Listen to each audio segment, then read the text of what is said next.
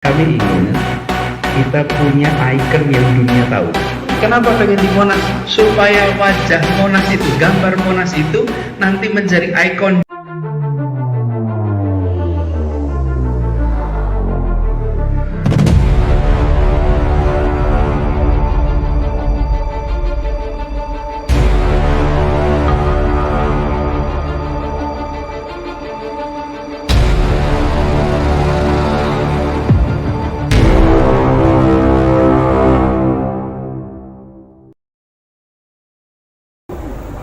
Pak, ke depan untuk Itu bentuk dukungan. untuk sirkuit ini sendiri Pak, ke depannya apakah akan lebih banyak balapan sejauh ini atau apa yang akan Ya lebih dilakukan? baik kalau sebuah sirkuit semakin banyak eventnya akan semakin produktif dan baik. Kalau bisa setiap minggu ada terus akan lebih baik. Modiar, kedok drama Anis Syahroni dipatahkan Jokowi. Ditulis oleh Nina Nur. Ajang Formula E memang sudah kelar, namun masih ada saja hal yang tersisa. Rekam jejak memang sulit untuk dihilangkan, dan memang tidak boleh sampai dilupakan. Apalagi para tokoh politik yang terkait dengan Formula E ini, nampaknya sedang mengincar berbagai posisi publik di masa mendatang. Sebut saja Anies yang sudah sangat kelihatan punya ambisi buat nyapres, atau Ahmad Syaroni, ketua pelaksana Formula E, yang konon sedang mempersiapkan diri jadi pengganti Anies sebagai gubernur DKI Jakarta. Artinya dari ajang balap Formula E, kita sebagai publik bisa mempelajari karakter atau sifat mereka. Formula E memang dijadikan sebagai ajang main drama buat Anies dan Syahroni. Kapan lagi kan? Selagi mereka sedang jadi perhatian publik, Anies pun curhat di acara Milad PKS. 170 negara menyiarkan langsung pertandingan itu. Kami ingin kita punya ikon yang dunia tahu. Kenapa pengen di Monas? Supaya wajah Monas itu, gambar Monas itu nanti menjadi ikon dunia. Kalau lihat bangunan itu, ini Jakarta. Kalau lihat Jakarta, ini Monas. Itu cita-citanya. Nggak boleh Bapak Ibu. Ya sudah. Jadi pindah kemana? Pindah ke Ancol. Subhanallah, apa yang terjadi? Gambarnya, latar belakangnya Jakarta International Stadium. Iya. Jadi nanti kalau pertandingan backgroundnya JIS, bukan kita yang meniapkan.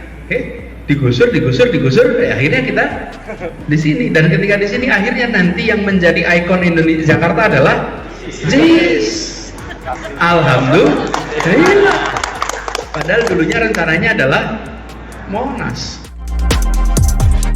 Selagi mendapatkan kesempatan tampil di panggung besar, atau sebenarnya mau mengalihkan isu dari kehebohan publik akibat ambruknya tribun Formula E, bisa jadi iya.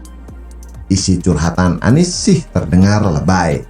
Anies mengatakan cita-citanya untuk menggelar ajang balap Formula E di Monas tidak diperbolehkan, sehingga akhirnya pindah ke Ancol. Padahal Anies ingin memperlihatkan wajah Monas untuk jadi salah satu ikon dunia. Curhatan ini dibuat seakan Anies jadi korban, seakan dia punya cita-cita yang mulia, lalu kemudian dilarang oleh pemerintah pusat. Seakan sengaja ditekel oleh pemerintah pusat alias anak buah Presiden Jokowi. Seakan dihalang-halangi untuk memperjuangkan agar Monas dikenal oleh dunia lewat ajang Formula E. Pokoknya, Anies ini jadi korban dari ulah pemerintah pusat. Wow, sekali ya dramanya, ngalahin drama Korea. Tentu saja taktik drama Anies ini dengan gampang dibantah. Pertama oleh anggota DPRD DKI Jakarta dari fraksi PDIP, Gilbert Simanjuntak. Dia mengatakan bahwa waktu itu terjadi pemotongan pohon-pohon di Monas yang tidak pernah dijelaskan secara tegas oleh Anies. Sedangkan pemilihan Monas sebagai venue Formula E sejatinya merupakan pelanggaran aturan mengenai cagar budaya. Anies yang melanggar aturan seakan-akan dibuat benar dan seakan-akan menjadi korban. Padahal yang bersangkutan justru melanggar peraturan dan melakukan pembohongan publik. Sementara itu, staf khusus Menteri Sekretaris Negara Valdo Maldini juga memberikan bantahan yang telak terhadap Anies. Valdo mengingatkan bahwa waktu itu Anies diberikan alternatif lain, yaitu kawasan Medan Merdeka yang sangat dekat dengan Monas. Monasnya pasti masih kelihatan. Tidak ada larangan untuk kawasan tersebut. Malah sudah disampaikan kepada Anies. Valdo juga menerangkan bahwa gelaran yang ditimbulkan jika ada pembangunan sirkuit maupun gelaran balap di Monas akan beresiko terhadap bangunan Monas itu sendiri. Tak lupa, Valdo menegaskan bahwa sebagai gubernur, Anies pasti lebih paham situasinya. Nah, kan ketahuan ngibulnya. Bagaimana dengan Ahmad Syahroni? Dia ini 11-12, mirip perilakunya dengan Anies. Suka main drama. Pada bulan Desember tahun lalu, sebelum Ancol resmi jadi lokasi balapan Formula E, Syahroni sempat jadi berita karena belum melaporkan soal sirkuit Formula E kepada Presiden Jokowi. Kata-katanya terkesan pongah. Katanya, emang gue anaknya. Namun belakangan menjelang hari H balapan, Syahroni nampak sangat mengharapkan agar BUMN menjadi sponsor Formula E. Dimulai dari menyatakan bahwa Formula E adalah urusan negara, bukan soal urusan politik seperti Anies dan Pilpres. Lalu menyindir bahwa untuk menyediakan listrik dari PLN pun dibayar full oleh pihak penyelenggara Formula E.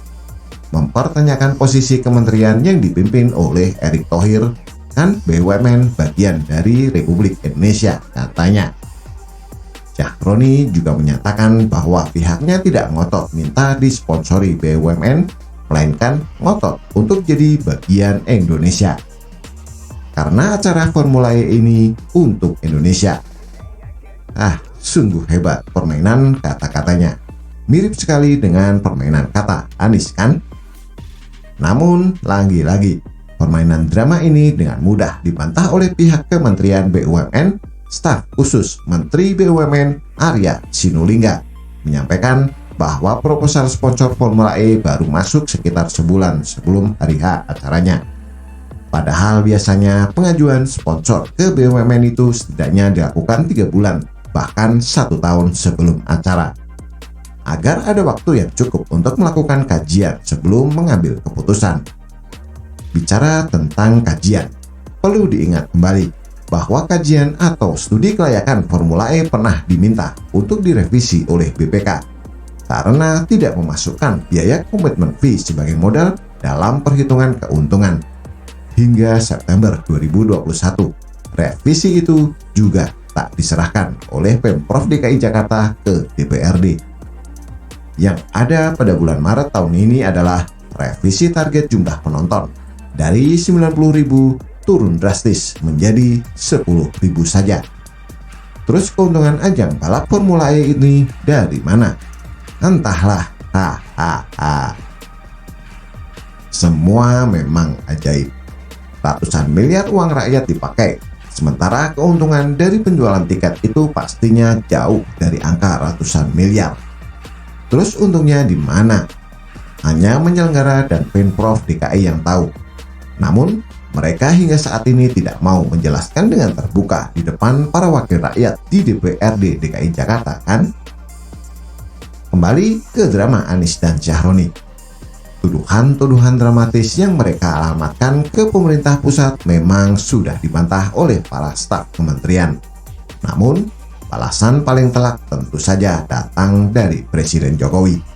Presiden Jokowi yang menghadiri acara balapan Formula E dengan santai membantah drama Anies Syahroni di depan para awak media.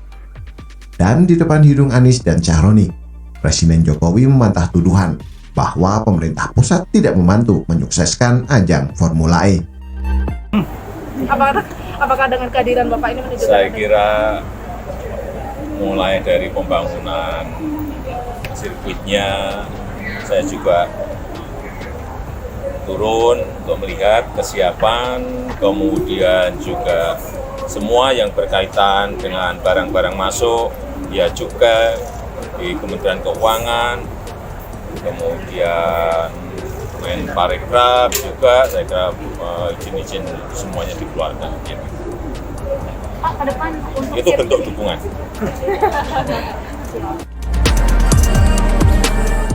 Pernyataan ini dikeluarkan Presiden Jokowi tepat di depan Anies dan Syahroni yang hanya bisa mendengarkan mengangguk-anggukan kepala, mungkin dengan sedikit pucat dan menahan malu. Karena kedok drama mereka langsung dibongkar di depan publik oleh Presiden Jokowi. Mau ngeles gimana lagi? Keduanya jelas memilih cara yang tidak sesuai dengan aturan. Masa Gubernur Anies tidak tahu kalau Monas adalah cagar budaya yang ada aturan khususnya? Masa Syahroni nggak paham tata cara pengajuan proposal ke perusahaan BUMN sesuai aturan penyelenggaraan perusahaan yang baik dan benar? Masa mau maksa BUMN untuk menyalahi aturan pengajian proposal? Akhirnya terjebak sendiri kan oleh dramanya? Gimana nanti kalau mendapat kesempatan jadi pejabat publik? Bahkan dalam level yang setinggi presiden, mau bekerja beneran atau kerjanya hanya main drama? Selalu dari kura-kura. Bagaimana menurut Anda? Silahkan tulis komentar di bawah.